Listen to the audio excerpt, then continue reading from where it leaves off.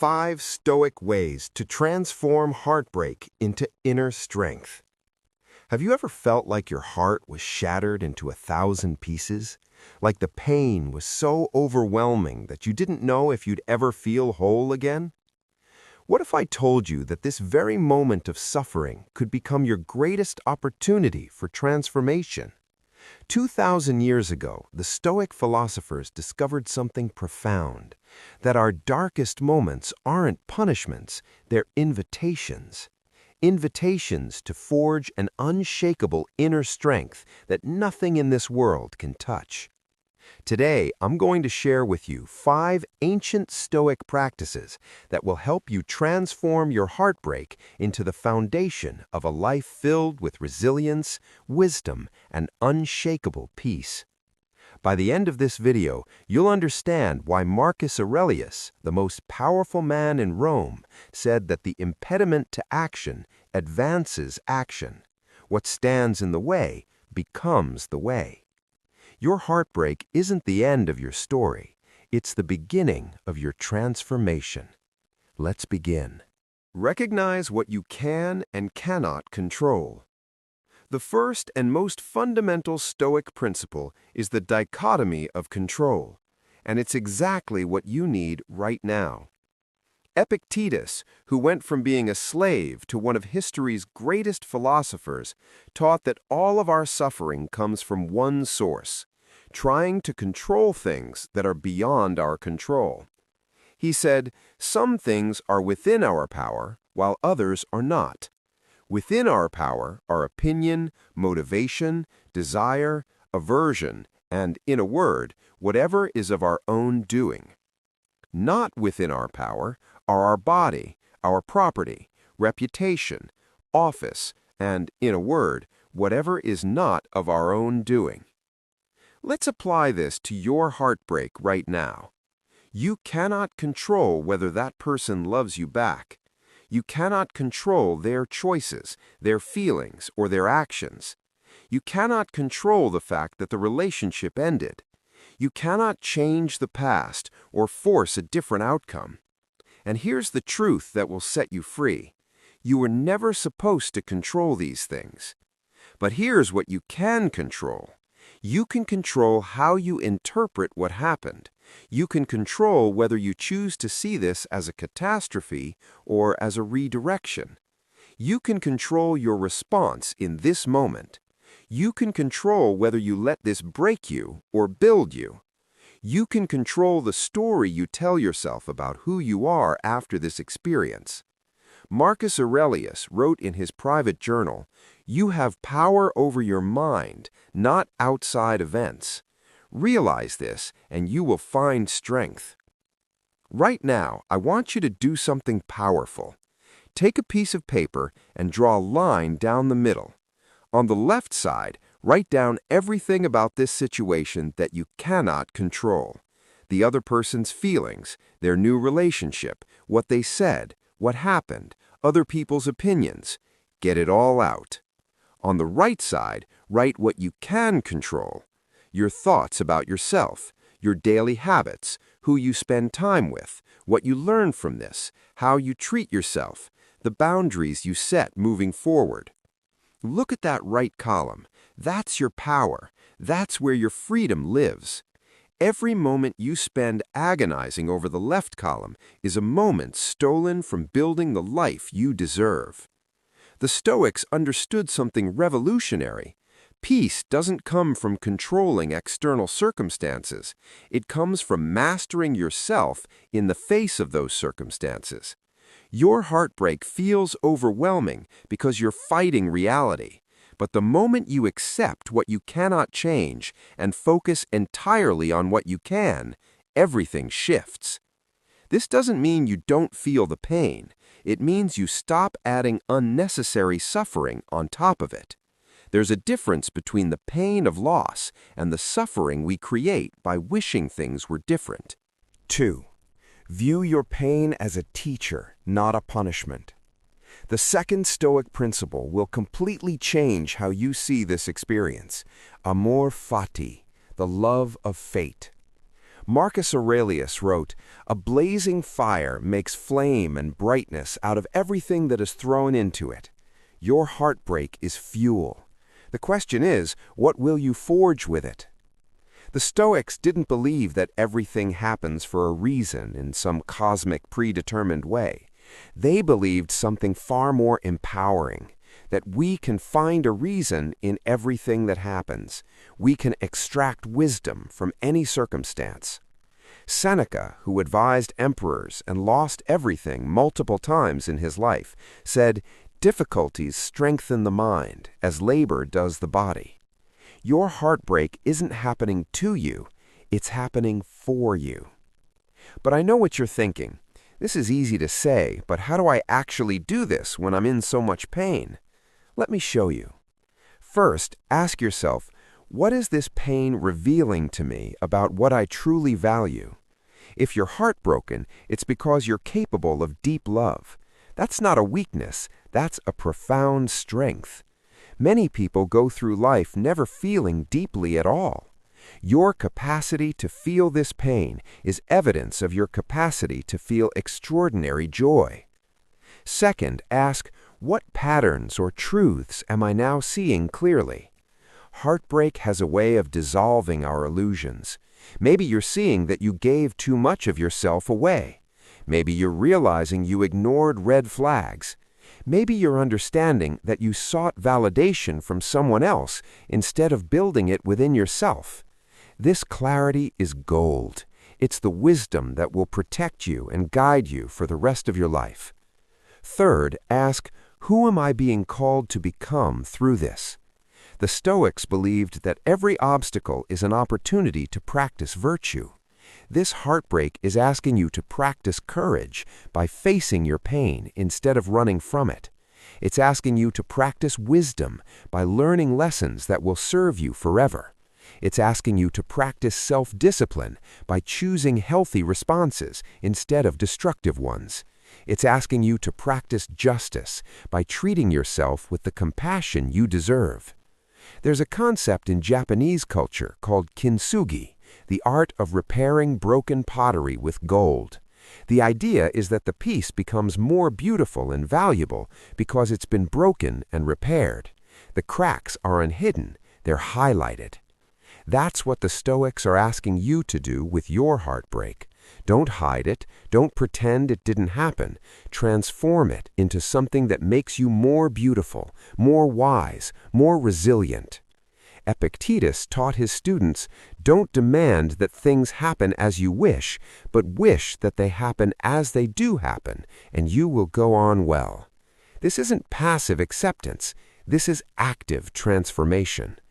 Your pain is teaching you something essential right now. It's showing you your strength. It's revealing your patterns. It's calling you to grow. The question isn't, why is this happening to me? The question is, what is this making possible for me? 3. Practice the discipline of perception. The third Stoic practice is perhaps the most immediately powerful, changing how you perceive what happened. Marcus Aurelius wrote, "If you are distressed by anything external, the pain is not due to the thing itself, but to your estimate of it, and this you have the power to revoke at any moment." Read that again.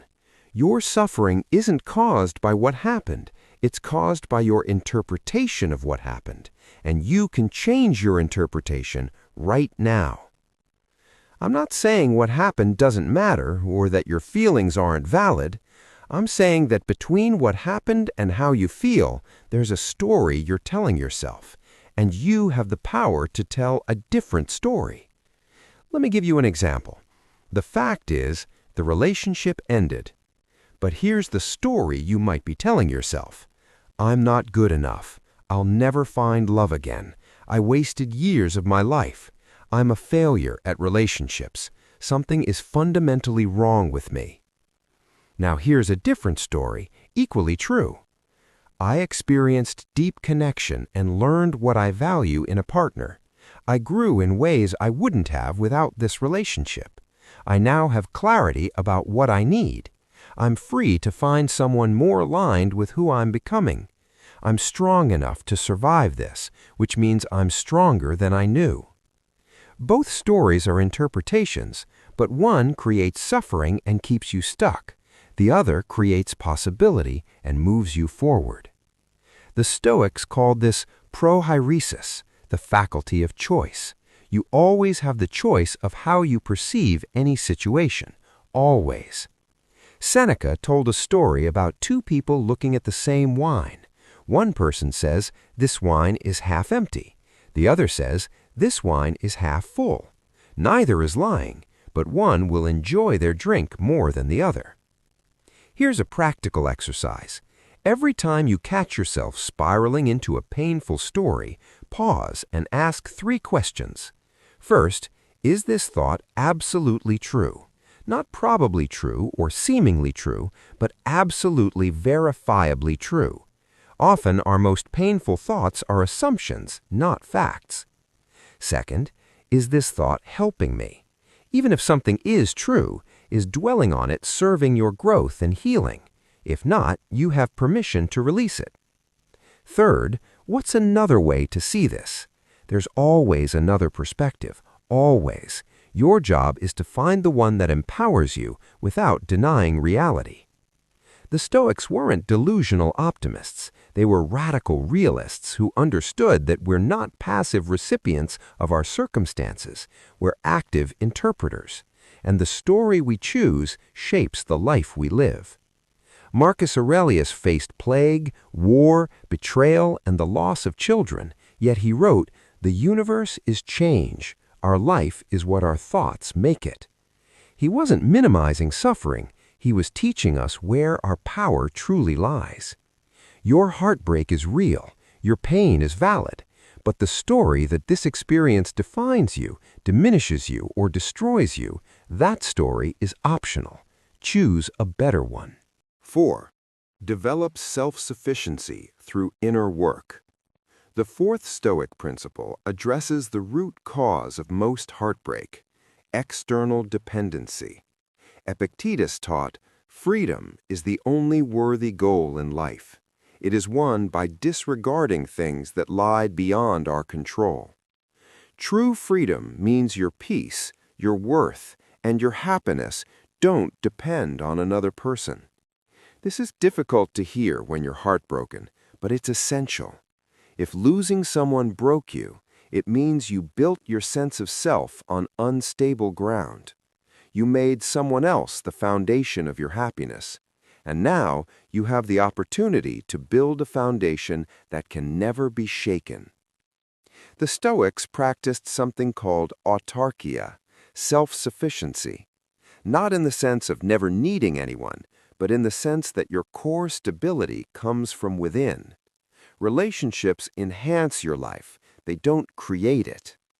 Seneca wrote, "Nothing will ever please me, no matter how excellent or beneficial, if I must retain the knowledge of it for myself alone. No good thing is pleasant to possess without friends to share it." The Stoics valued relationships deeply, but they valued them as additions to an already complete self, not as solutions to an incomplete one. Here's what this means practically. Before this heartbreak, were you abandoning your own goals, friends, or interests to accommodate the relationship? Were you waiting for their approval to feel good about yourself? Were you checking your phone constantly for their validation?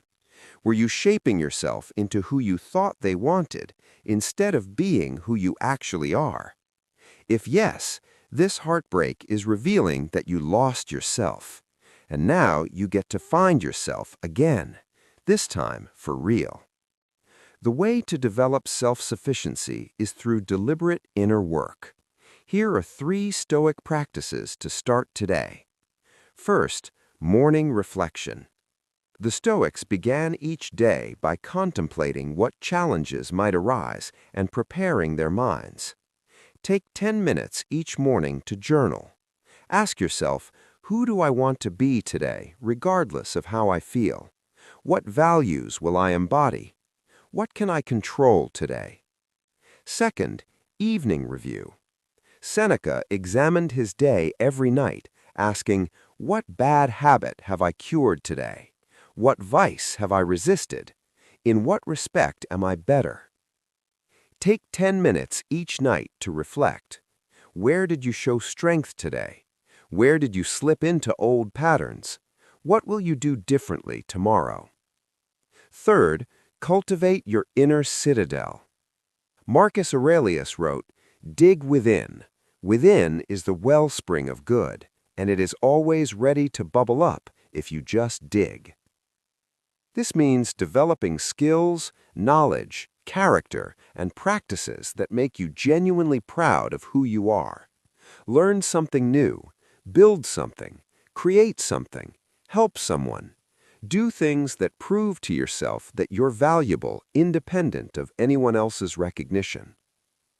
The beautiful irony is this: when you become genuinely self-sufficient, when your happiness isn't dependent on another person, you actually become more attractive and capable of healthy love, because you're offering connection from a place of wholeness, not need. Heartbreak often happens because we confused attachment with love. We confused needing someone with choosing them. True love, the Stoics would argue, comes from two complete people choosing to share their lives, not two incomplete people trying to become whole through each other. Use this heartbreak to build yourself into someone you genuinely respect and admire, someone who doesn't need external validation because they've done the work to validate themselves. That's the foundation that can never be broken. 5. Practice negative visualization and acceptance. The fifth and final Stoic practice might seem counterintuitive, but it's profoundly liberating, contemplating impermanence and loss. The Stoics regularly practiced premeditation malorum, the premeditation of evils.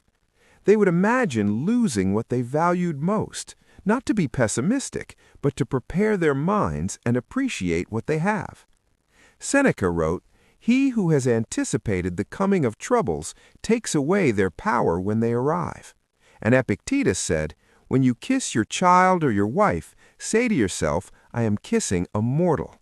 Then you won't be so distraught if they are taken from you." This sounds harsh until you understand its wisdom. Everything in life is temporary. Every relationship, every moment, every circumstance. Nothing stays. The Stoics weren't being morbid, they were being truthful, and they knew that accepting impermanence is what allows us to truly appreciate what we have while we have it, and release it gracefully when it's gone. Your heartbreak is painful partly because you believed, consciously or unconsciously, that this relationship would last forever, that this person would always be there, that things would remain as they were. But nothing remains. Everything changes. This is the nature of existence. Here's how this practice helps you now. First, it helps you understand that what you're experiencing, loss, change, endings, is not abnormal or unfair. It's the fundamental nature of life. The Stoics called this memento mori, remember death, remember impermanence. Not to be depressed, but to be free. When you deeply accept that all things end, you stop fighting reality. You stop asking, "Why did this happen?" and start asking, "What now?" You move from resistance to acceptance, and acceptance is where healing begins. Second, this practice helps you appreciate your future relationships differently. When you understand that everything is temporary, you cherish moments as they happen. You don't take people for granted. You love more fully because you're not living in the illusion of forever. Marcus Aurelius reminded himself daily, "You could leave life right now. Let that determine what you do and say and think." He wasn't being morbid. He was staying present. He was reminding himself that this moment is all we truly have. Here's a powerful exercise. Imagine yourself 10 years from now, completely healed, thriving in a fulfilling relationship, or beautifully single and content. Look back at this moment of heartbreak from that future perspective. What would that future you want to tell the current you? What would they say mattered, and what would they say was just noise? What actions would they thank you for taking right now? This practice gives you perspective. It reminds you that this pain, as intense as it is temporary. You will heal. You will love again. You will laugh again. This moment is just one chapter in a much longer story. The Stoics also practiced gratitude as part of this acceptance. They would contemplate what they might lose to appreciate what they have. Now that you've experienced this loss, what do you appreciate more? Your health, your friends, your family, your freedom, your capacity to feel deeply? Seneca wrote, "True happiness is to enjoy the present without anxious dependence upon the future." You can't change what happened, but you can be present with what is.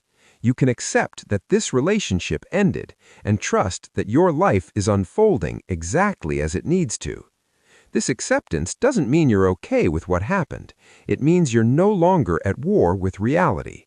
And when you stop fighting what is, you free up all that energy to build what will be. Transform pain into purpose. Now that you understand the 5 Stoic principles, let's talk about how to integrate them into a meaningful path forward. Because the Stoics weren't just philosophers, they were practitioners.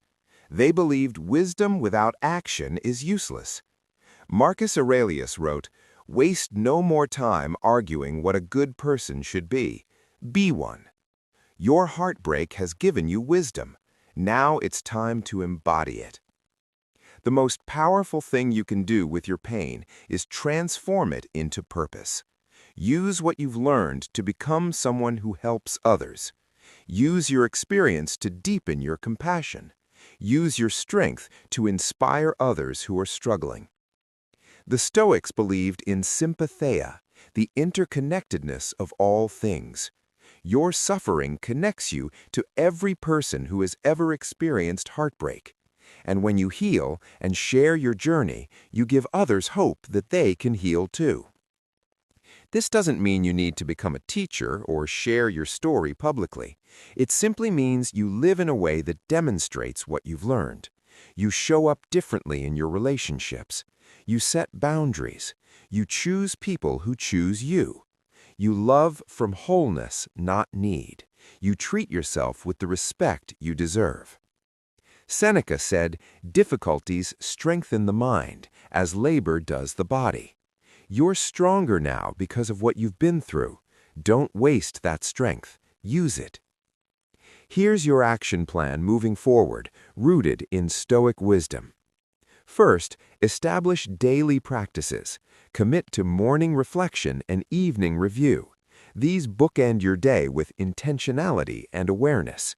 Over time, these practices rewire your mind from reactivity to resilience. Second, build your inner citadel. Invest in yourself. Learn new skills. Develop your talents. Strengthen your body. Expand your mind. Create things. Build things. The goal is to become someone you genuinely respect, independent of anyone else's opinion. Third, practice the dichotomy of control daily. When you feel yourself spiraling, pause and ask, "Is this within my control?" If yes, take action. If no, release it. This simple practice will save you countless hours of unnecessary suffering. Fourth, choose your perspective wisely. Remember that you're always interpreting reality through a lens. Make sure that lens serves your growth, not your pain. Fifth, cultivate gratitude. Each day, write down 3 things you're grateful for, not despite your heartbreak, but including it. I'm grateful for this pain because it's teaching me X. This practice trains your mind to find meaning in difficulty. Sixth, connect with others. The Stoics valued community. Don't isolate. Spend time with people who uplift you. Share your struggles with trusted friends. Human connection heals. Seventh, be patient with yourself. Healing isn't linear. You'll have good days and hard days. The Stoics understood this. Marcus Aurelius wrote, "Confine yourself to the present." Don't judge your entire healing journey by one difficult moment. Just focus on today. And finally, trust the process. Trust that you're being shaped into someone stronger, wiser, and more whole. Trust that this pain has purpose. Trust that you will emerge from this transformed. The Stoics had a concept called eudaimonia, which means flourishing or living well. It's not about constant happiness. It's about living in alignment with your values, responding to challenges with virtue, and growing through adversity. Your heartbreak is your invitation to eudaimonia. It's asking you to step into the person you were always meant to become, someone resilient, someone wise, someone who doesn't just survive difficulties, but transforms because of them. Conclusion and final reflections. We've covered 5 Stoic practices that can transform your heartbreak into inner strength. Let's bring it all together. First, recognize what you can and cannot control. Focus all your energy on your thoughts, actions, and responses. Release everything else. Second, view your pain as a teacher, not a punishment. Extract wisdom from this experience. Let it reveal patterns, truths, and possibilities. Third, practice the discipline of perception. Change your story about what happened. Choose interpretations that empower you. Fourth, develop self-sufficiency through inner work. Build a foundation within yourself that can never be shaken by external circumstances. Fifth, practice negative visualization and acceptance. Embrace impermanence. Accept what is. Move from resistance to presence. Marcus Aurelius, one of the most powerful men in history, faced unimaginable challenges. Yet he wrote, "The impediment to action advances action. What stands in the way becomes the way." Your heartbreak isn't in your way, it is the way. It's the pathway to becoming who you were always meant to be. The Stoics understood something profound. We don't control what happens to us, but we have complete control over who we become because of what happens to us. You can let this heartbreak make you bitter, closed off, and afraid, or you can let it make you stronger, wiser, and more compassionate. Seneca wrote to a friend who had lost everything, "Disaster is virtue's opportunity." This is your opportunity, not to just survive, but to thrive, not to just heal, but to transform, not to just move on, but to move forward as someone fundamentally more whole. I want you to remember something. The person you're becoming through this healing process, the person who practices these Stoic principles, who chooses growth over bitterness, who transforms pain into wisdom, that person is someone truly extraordinary. That person is someone who doesn't just experience love, they embody it. They don't just receive strength from others, they generate it from within. 2,000 years ago, Epictetus, who went from slave to sage, taught, "He is a wise man who does not grieve for the things which he has not, but rejoices for those which he has." You may have lost a relationship, but look at what you have, your life, your potential, your capacity to grow, your opportunity to build something even more beautiful than what you lost. This isn't the end of your love story. This is the chapter where you learn to love yourself enough to never settle for less than you deserve. This is where you build the foundation for a love that's healthy, reciprocal, and authentic. This is where you become someone who doesn't need another person to feel complete because you've done the work to complete yourself. Your heartbreak is temporary. The person you become because of it is permanent. So here's my challenge to you. Take these 5 Stoic practices and commit to them for the next 30 days. Every morning, reflect. Every evening, review. Focus on what you can control. Find wisdom in your pain. Choose empowering perspectives. Build your inner citadel. Accept what is. And watch as something remarkable happens. Not overnight, but gradually. You'll notice moments of peace, then hours, then days. You'll notice strength you didn't know you had.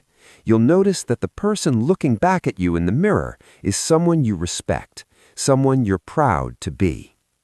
Marcus Aurelius left us with one final piece of wisdom that I want to leave you with. You have power over your mind, not outside events. Realize this, and you will find strength. Your strength was always there.